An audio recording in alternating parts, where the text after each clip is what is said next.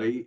It's Hunter Marckwardt, the I don't know what you call me, the head of Impactful Thoughts, our podcast that we're doing with the Great Impact Elite Coaching Group. Stewart Sadler, my man today. How are you? Doing well, Hunter. How are you? I'm doing great, thanks. You coached me, Yes. and you were a great coach. So if you don't know Stewart uh, he's a owner of a mortgage company. He's a phenomenal producer. He is a amazing coach. So I wanted, if it's okay with you, with it being kind of the end of Q1, I wanted to just go back and just talk about what you are, whether or not it's coaching students, your own production, people that are business owners, sales organizations, whatever you like. How do you go back right now and look at how you did in Q1? I love that, Hunter. And kind of just to open this up and share this with you, and I was telling my students this. So this is the first time in 10 years that I'd been understaffed and I don't have enough support. So I've had to get in the weeds way more than I have in a long time. And the first thing I want to kind of put out there to, if you're in the sales profession, I know some people are lenders, realtors, other sales, it's been a hard market. And for me, just going ahead and getting that out there, I don't know why it makes me feel better because I feel like in our industry, we've been waiting for like this next year is going to be better. This next year is going to be better. And we can't control the market. All we can control is our habits, our activities, our attitude. So as I look back over the first quarter, the number one thing is making sure you're doing the daily sales activity regardless of the outcome.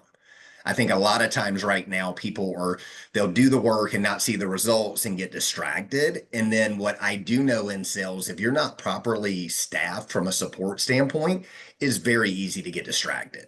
So as I look back at Q1 for me, and I can say this for a lot of my students, all the deals we're working on are harder.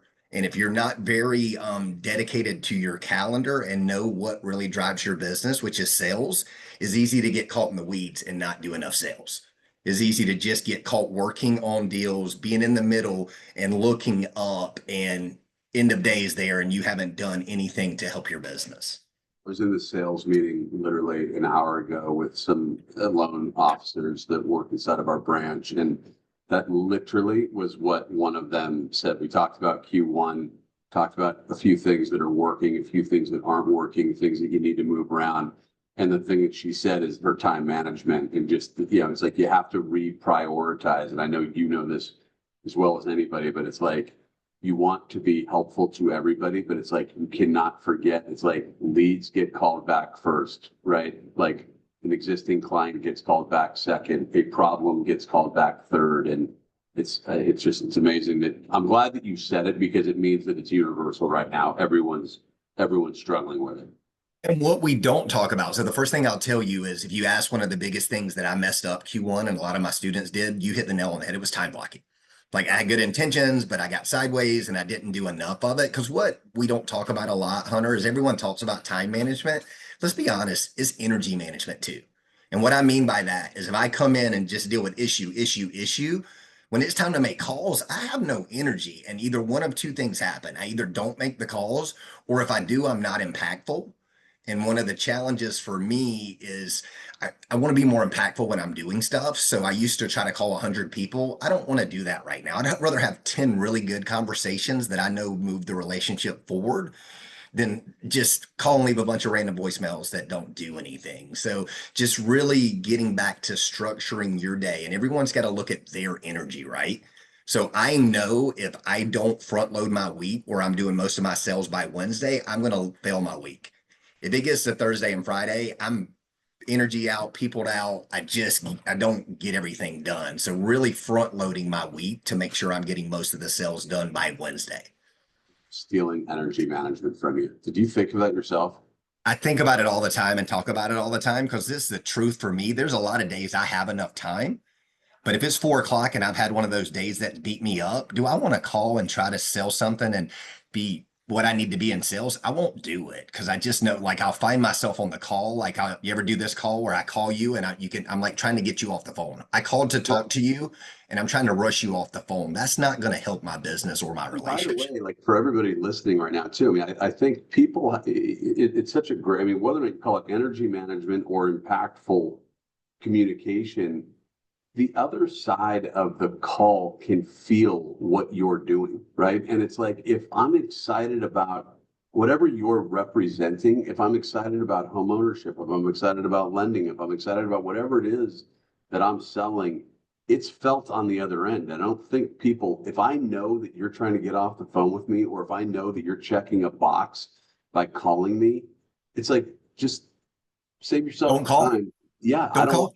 exactly, exactly. So, um, and by the way, I also want to just comment too, like, I think as long as I've been doing this, like, coach for 12 years, as long as you've been doing it, like, people get, it's almost like you get tired of the term time blocking, or you get tired of the word time management. But at the end of the day, there's nothing more important, right? I mean, there's just nothing flat out more important. So people listening, like, you don't automatically go like that you either have it figured out or that it's a waste of time. Because if you do have it figured out and you're passionate about it, then it's a good thing to always go back and tweak and tweak and tweak.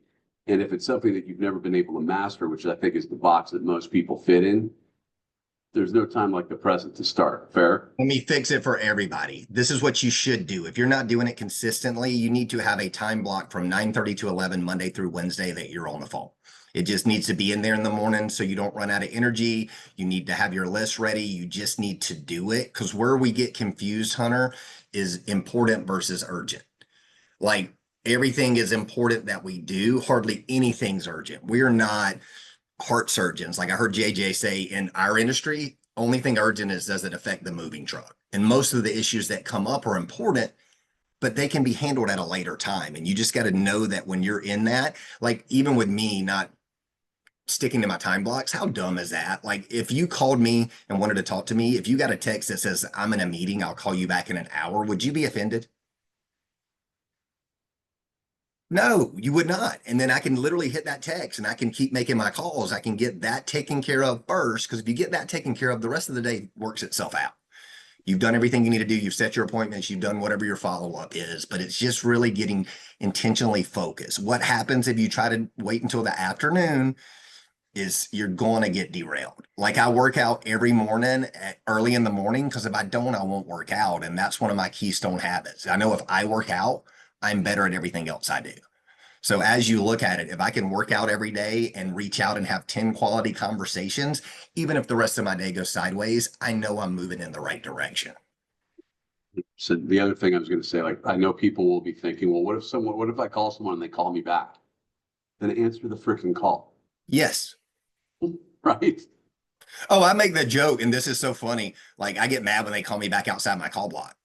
I had 9:30 to 11 to talk to you. How dare you call me at 2:30? That is just dumb. I literally, and you feel it. And I've been frustrated when I answer the phone before, because they're just calling me back, but then I'm super busy. But I'm on a call. I'll call you back if you're in the middle of something, and just follow back up with everybody. We got too far away from the relationships, and we got too transactional, and we just Yeah. got to get back to deeper relationships. Process versus purpose, right? It's like, Yes, don't forget the purpose of what you're doing.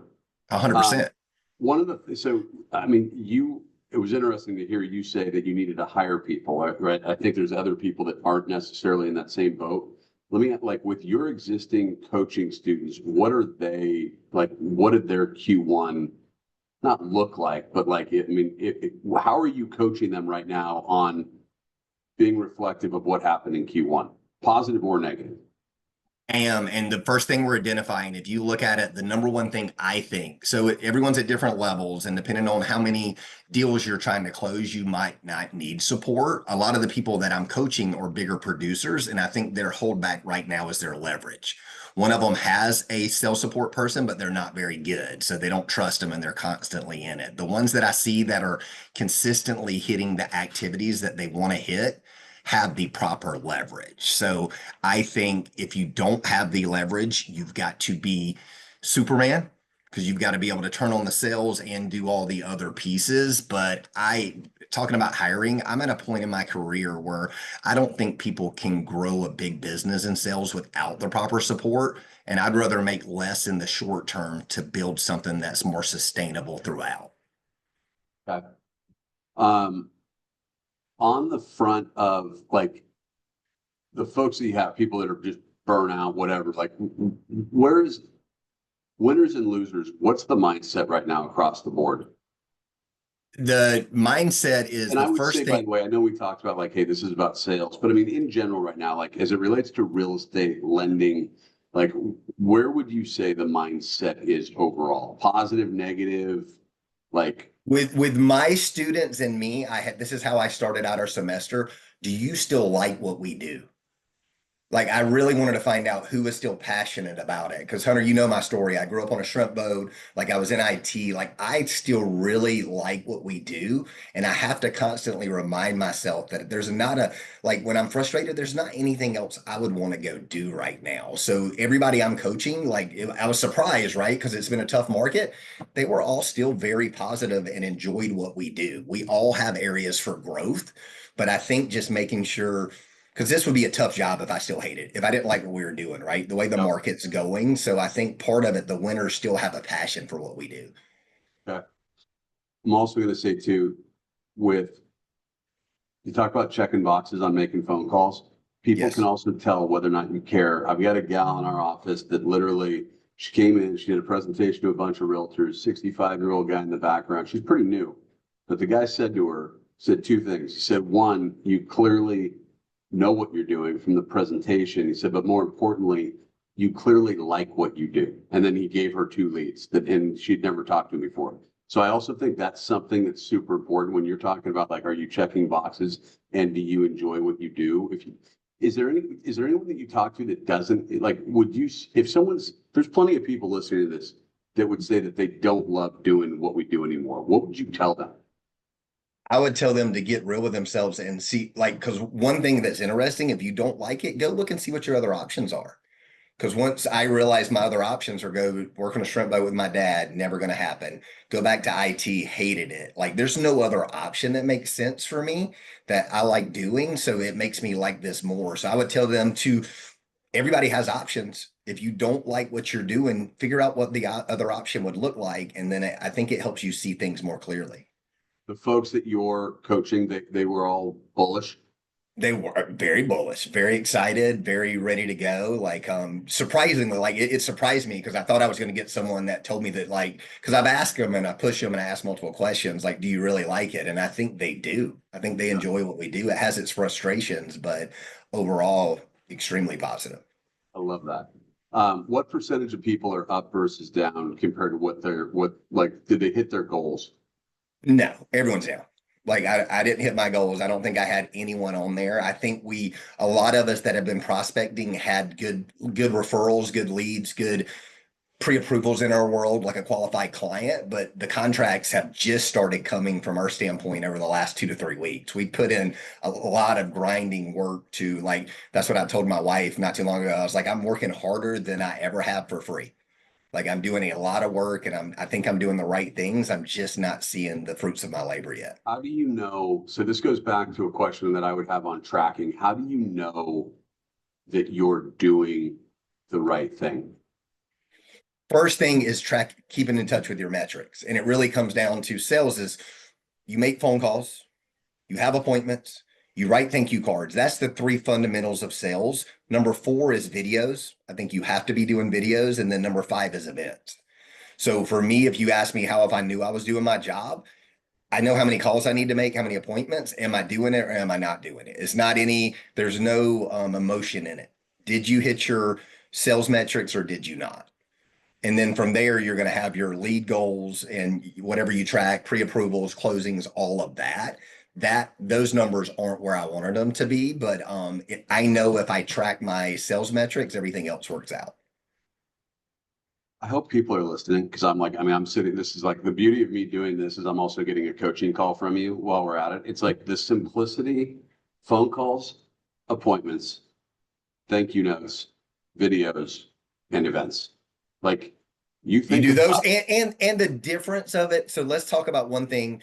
I had been trained myself for so long that calls were the only thing that mattered. Text work. You can't text people all the time and have a relationship, but that day that I know I don't have the energy to call you, but I know I need to reach out to you. Hey, Hunter, I was meaning to call you today and the day went sideways. What time can you catch up tomorrow?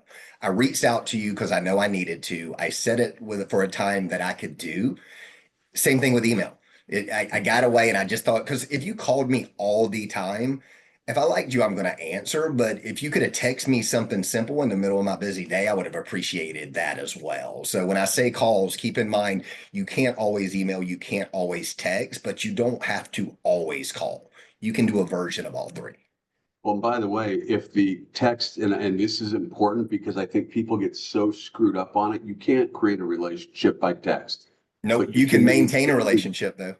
Exactly. You can, I mean, like, if you're trying to book a coffee with someone that you already know and like, it's okay to text them to say, hey, Stewart, wanted to grab coffee with you next week. Tell me what works for you on Tuesday and Wednesday, and I'll make it work. You don't need Yes. to make the phone call to make that happen, right? Another thing, Hunter, I think we all get confused by, and you'll know the answer to this, and a lot of times people answer it wrong. You don't have a relationship with someone, you're calling to make a sales call. What's the number one thing you're selling on those initial calls when you're calling someone? Me, it's the likability of them wanting to meet me. Meet with you. That's Yeah. back to simplicity. I think we want to call and talk about all the stuff that we're great at. They Yeah. don't care. Like the number one thing you got to get good is setting appointments. And then Yeah. once you can have that one-on-one, and that's important for me to talk about because I'll be honest, face-to-faces is one of the things that I'm the worst at, and I've got to change my attitude because I moved to the burbs for where I live, and every appointment seems to take me 30 minutes to get there, an hour to meet, an hour to get back. It starts feeling inefficient to me. And I'd convinced myself during COVID I didn't have to do it anymore. I'm like, just make more phone calls. There's not one good business partner relationship I have that I didn't chase them until I met with them. Once I meet with them, I can maintain the relationship and follow up with the phone calls. But the people that have relationships right now that are referring them business that they're not getting any FaceTime with, they will lose that relationship over time. Yeah. They will have to keep constantly replenishing their referral sources. Well, I think too, in listening to you, it's like, I'm just thinking out loud here, but it's like different communications. You have to be in front of people, right? That's the events. That's the face-to-face meetings. And those Yep. come through things like video and phone calls and texts, Yes. right? We're not made to sit there and sit on the phone for someone for a half an hour. We're certainly meant to sit there and have coffee with someone for a half an hour, right? Absolutely. And I'm kind of laughing too. I'm not to steal your show, but it's like I've got 45 realtors coming over here next Thursday. What did I do? I sent out a video, right? And then we followed up with texts. And Yes. I'm calling them as well, for the ones that didn't respond to say who's coming, right? Like it's exactly what you're talking about. You want to talk about thank you cards? Lost I art. did. It lost art.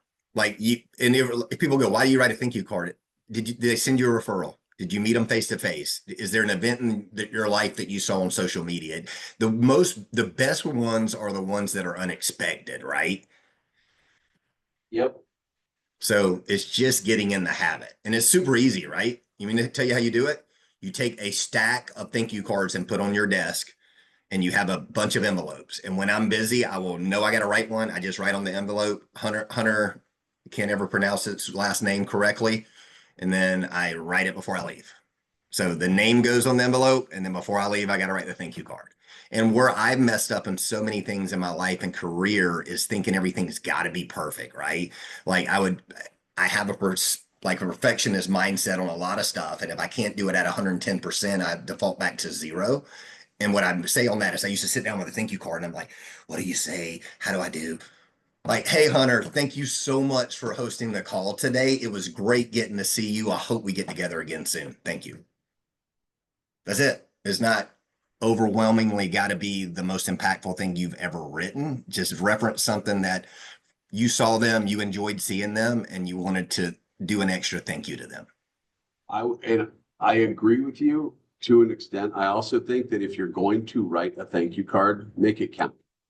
Like Okay. if you just write a thank you card, said thanks for having me, it's not like don't bother. If you or like the automated ones, right? I Happy don't think you birthday. ever do the automated ones, but you and I could have we'll go battle back and forth on this because yes, you are the most like your email you send every Sunday. Like it would take me 3 years to write one of them because it's so great. So that's naturally who you are. If you're Yeah. not writing thank you cards at all, get in the habit of writing them because that is something that is better than nothing. So if you think them and just getting in, you can get better and better as you go. But if someone hears this and goes, I've got to write the Hunter thank you card, they're going to spiral and they're not going to do it. So Yeah. part of this comes back to personality and who you are, right? Yeah. So there's definitely a balance and it would be much better to add the pieces in.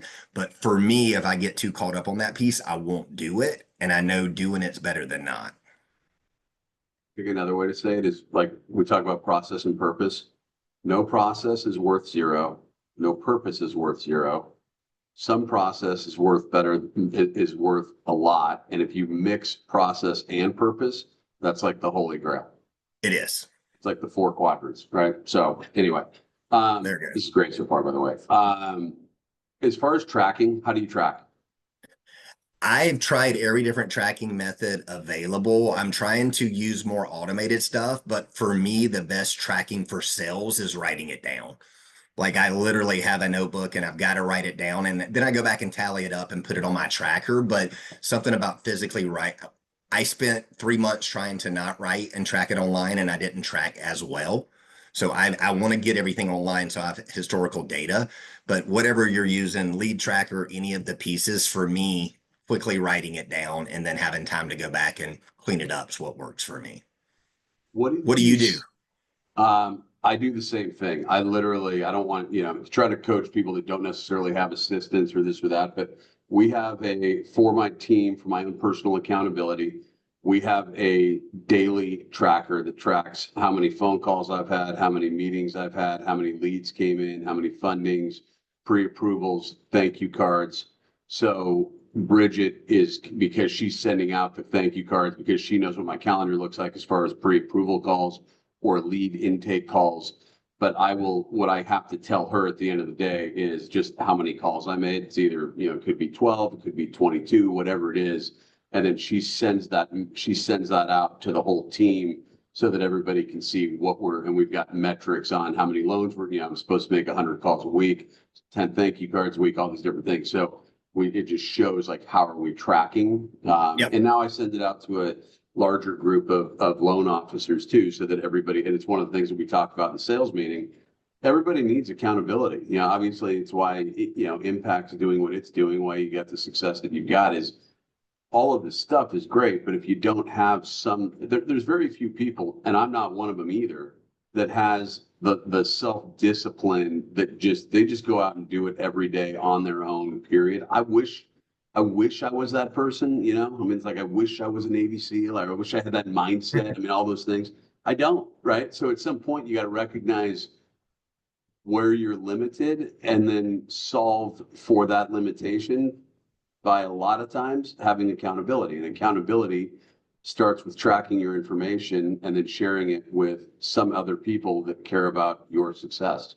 And it's systems and processes too. Like self-discipline, something that I've been thinking a lot about. I am a pretty disciplined person and have been my whole life when it's convenient.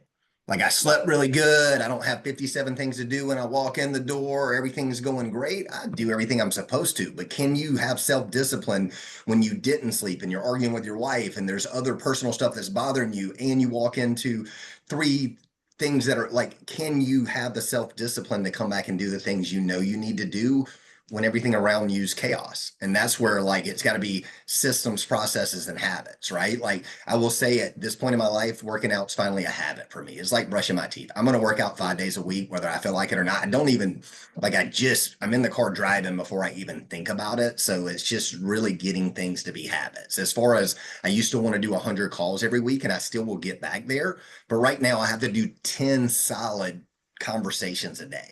If I can just make sure I have 10, and that's with business partners, because there's a difference. Like I have to talk to my clients, but I have to talk to my clients. That's my job, right? If I have a really good call, you might could count it, but I'm talking about 10 conversations that are going to get me future business. If I can just do that every day, Monday through Friday, everything else works itself out. Yes, I want to make 100 calls. Sometimes I'm making more, but just really trying to get down to the lowest level of like, what can I do every week that if I just do that, everything else works out. Literally the stuff we were talking about today. So one thing I want to talk about on that is what the people, two things. One, you mentioned 9:30 to 11:30. I think everybody needs to take note of that to sit like your discipline is most in the morning, right? Like if you can win in the morning, you're gonna be stoked. So it's like make your calls from 9:30 to 11:30 and have your appointments scheduled from 12 to 4, whatever period of time, because you're not going to call someone and bail out on them, as opposed to you're not going to look at your calendar and say, I'm going to go call for the next hour and a half from 3 to 4:30. The likelihood of you doing that's just not very good. Likelihood of you doing it from 9:30 to 11:30 is way better.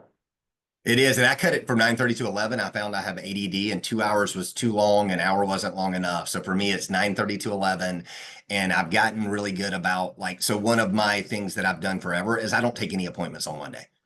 I need Monday to get ahead of my week to get caught up. If I do an appointment on Monday, I somehow get behind, and if I'm behind on Monday, it bleeds into Tuesday. By Wednesday gets here, I give up and start over. So you got to figure out what works for you, but I literally will not take appointments on Monday.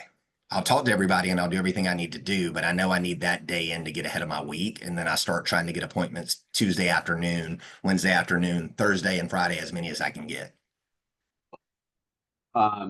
What we talk about like Q1, like making it relevant to today, like right now, what is working for you? What is working for your students, even though you didn't hit the numbers that you wanted to hit? Everybody's been focused on time blocks. Like literally, as we go through and you think we're going to give you the magic blue pill that changes your life, the most success all of us have been working on and holding each other accountable to is truly doing time blocks.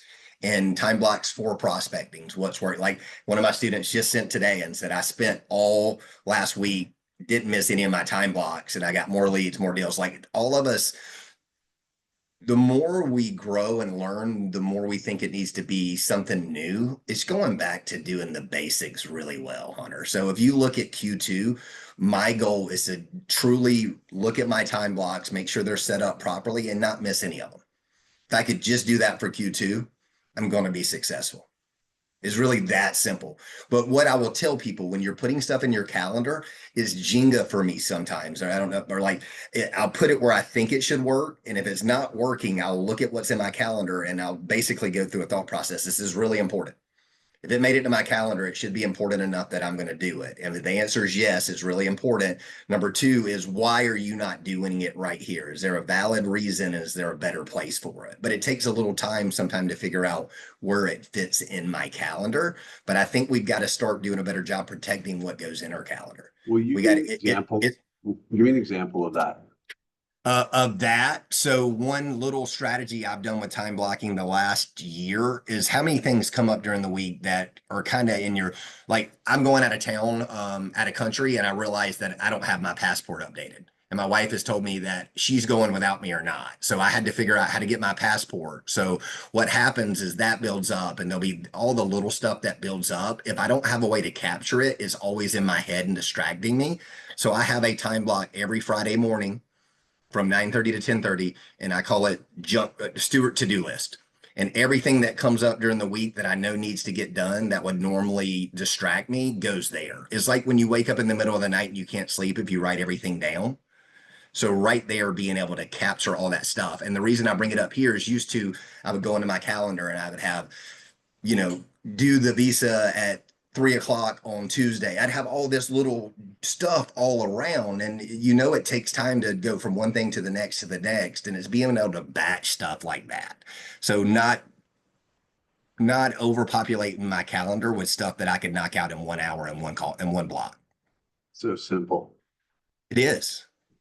I mean, I think that was a great example, by the way, because I want people to hear it just because it's like you can't be in between a lead call and a pre-approval call and talking to a realtor and trying to get your passport dialed in either.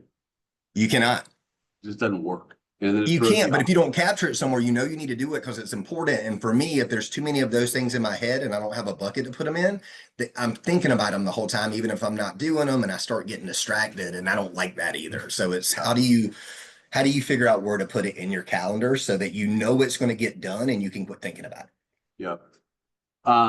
I want to talk about some other tactical, like if you, with your coach, like the coaching students that you're seeing win right now, what are some, and this is a little lender specific, but I still want to ask it, like, what are some things that they're doing right now? Like for us right now, it's going back into the buy downs just because like the market's softening a little bit for buyers, and now buyers have more of an ability to negotiate. Like, are there things that you're seeing some of your better performers doing? Whether or not, I mean, it could be loan related, it could just be like business process related, but any thoughts on that? I do, and the big one that comes to mind when you ask is events. I think I did a great job at events, and as I talked to my students, we all did, and somehow COVID came and we stopped. How many years are we out of that now? And it's not consistent. So the ones I see doing really well right now are doing open houses on the weekends. They're having events. They're helping their business partner schedule events. They're doing that leverage activity to get in front of more people. And I think a lot of us got away from that. And as I talked to them, because think about what an event does. My joke used to be, I wish I could have an event no one showed up to.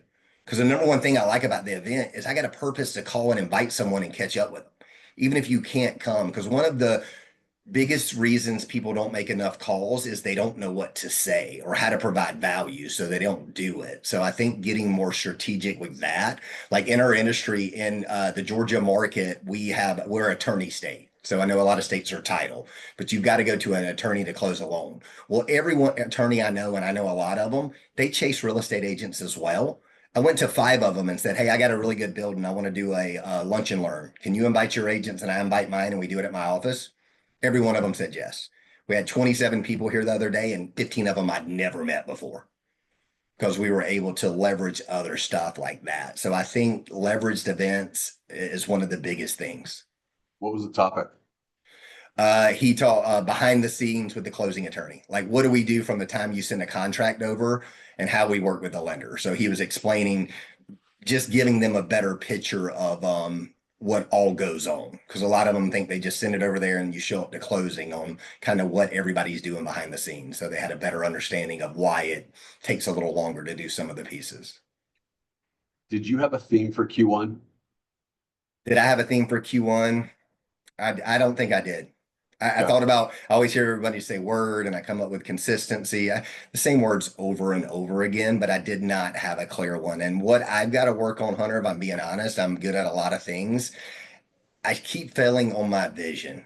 Like, I know kind of what I want, but I want to get more clear on my vision on what I want to do. And I think maybe that should be my cue too, is just really being clear on what my vision is. Because for the first time in forever, it's not more for me. Yeah. Like, I'd like to help 20 families a month. I'd like to be staffed appropriately so people aren't killing themselves at work. I want to have dinner with my family every night. Like, there's some stuff that's really important to me that aren't just here. And I just want to get clear on how to make that happen. And I think with vision, that's where I messed up so long. I thought it had to be this big grandiose thing. But if I can help 20 families a month have dinner with my family every night, get all the sports stuff on the weekend, and do 2 or 3 good vacations a year, I'm really excited about my life. Like, Yeah. that's what I want to do right now. Yeah.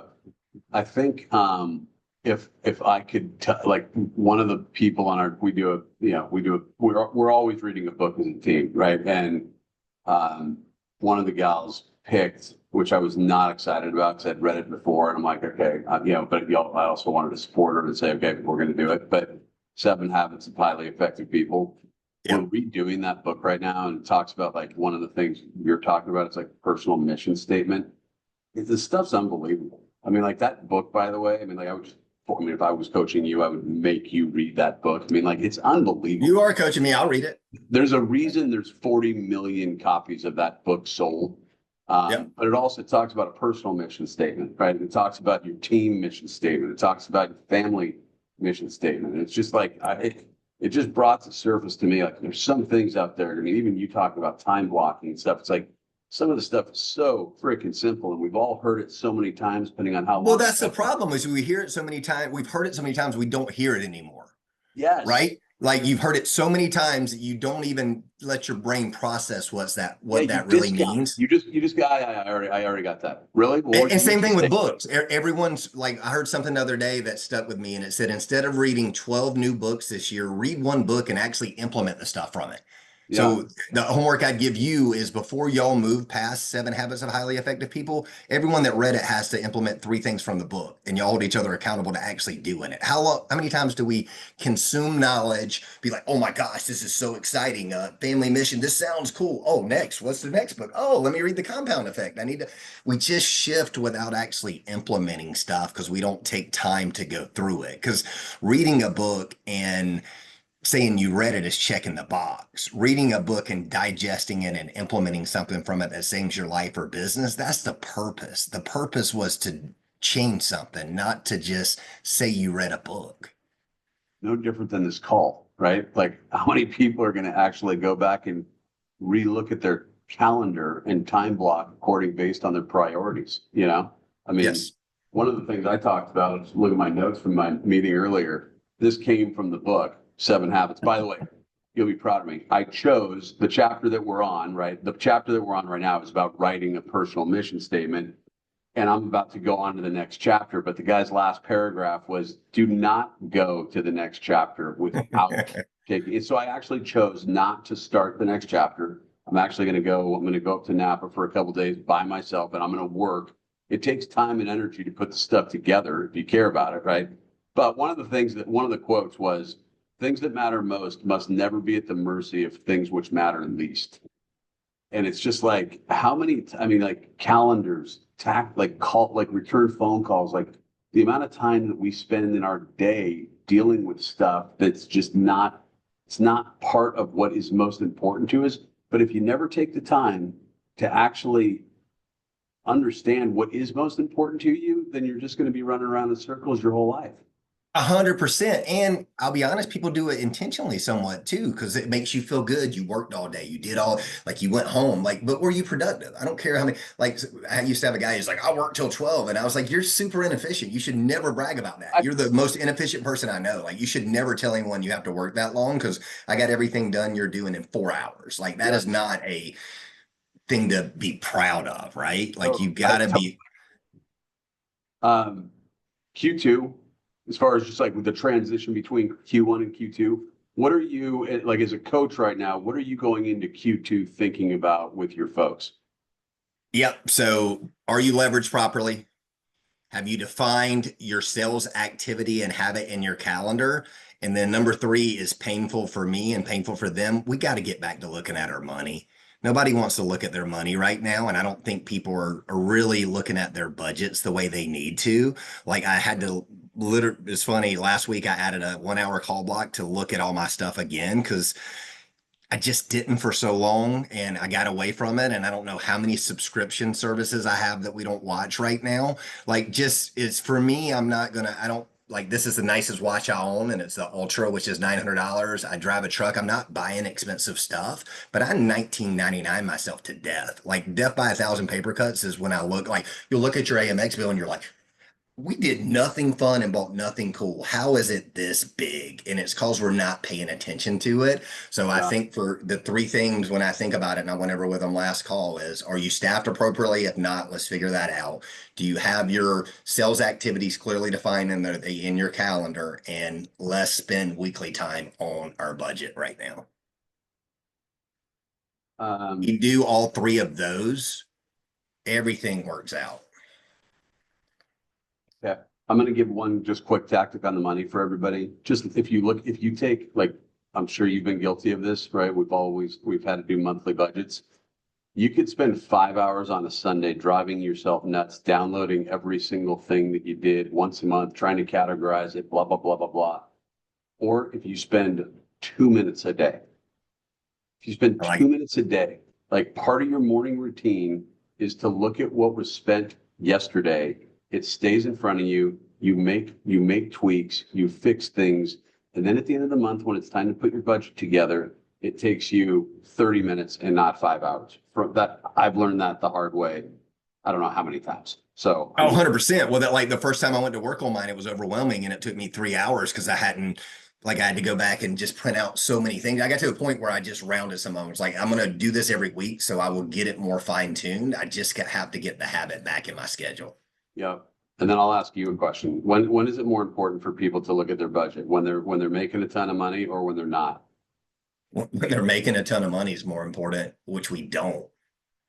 And I'm gonna actually go, you and I are going the opposite on a couple of things. I'm going for the people, I mean, I was trying to lay you up, Stuart, and you just absolutely struck out. I'm just kidding. Totally struck out. Well, this is the reason I say that is I created a lot of the bad habits I have when I was making money. You almost have to go back and look at it when you're not making money because it's in your face. So if I was looking overall, like I created bad habits that I want to make sure next time around I don't, which is why I went that direction. So I'll just give you an example, and I won't use her name because she'll kill me, but like one of my team members who I love, like gets married, right? Like I do her budget every month with her. She gets married, honeymoon, like bachelorette party, wedding dress, and all of a sudden I noticed she stopped meeting with me about her budget. And she stopped meeting with me about her budget because she was embarrassed about her budget. And that's my only point for people. It's like you don't like digging a hole does not get better by putting your head in the sand and keep digging, right? Like, so just like look at your budget when you're not doing well. It doesn't mean it's an excuse to just not look at it. That's when in my opinion, that's when you got to face the reality to stop. Yeah, and the big thing, right? This is one of those things that's not a 180-degree turn. Like you just got to fix a couple of things every time you look at it, right? Like that 1999 membership's not going to kill you over time, but 30 of those 1999 memberships start to get costly. How much you're going out to dinner, where you're going, how you're tipping, all the stuff. Like just slowly look at it and it just chip away at it. Yeah. I think it gets overwhelming sometimes, right? You want to try to go in and change everything and it's too much, so you don't change anything. Totally. And it's not the $20 that matters. It's the mindset of what you're doing on a going forward basis to stop spending $20, to your point. Yep. Just so, I love this, man. People that are listening to this right now, what do you tell? I mean, like, if you haven't talked to Stewart before, if you haven't talked to him back and forth, give me three. Like for people listening, right? You might say, okay, well, me staffing, which is a whole nother conversation that we can have. I mean, you got to, staffing is a big, finding the right people, interview process, personality profile, onboarding them, right? Like, there's a ton to that. Yes. There's a ton to it. If we just said a couple sales tactics to kick off Q2 for people that are listening right now, what would you tell them? Like identify it. You're just like, if you do this, you'll be okay. Yeah. And we did this as a program and I love it. And some of it's based on the 12-week year. Identify your top big 3 things that you want to accomplish over the next 90 days. I think that would be my first thing, right? Like, and we did this, Hunter, and I'm having to redo it again because I don't think I was setting more of tactical goals than strategic goals. Like I was going to call this many people. Well, I should be doing that anyway. So really setting 3 goals that are based on you. Because one thing at Impact that we do different is we're having everybody, you tell us what you want, and we're going to hold you accountable and give you the systems and the strategies to be able to make that happen. Because it's not one size fit all. So I think everybody's got to really figure out what are the top 3 things I need to accomplish over this next 90 days that if I did, everything else works out. Then I would say from there, just it's going to always lead back does your calendar say those are the most important things to you? Because a lot of times they tell me it and I look at their calendar and I see no space for it. If it's not truly important to you, don't put it on there. I think you got to why?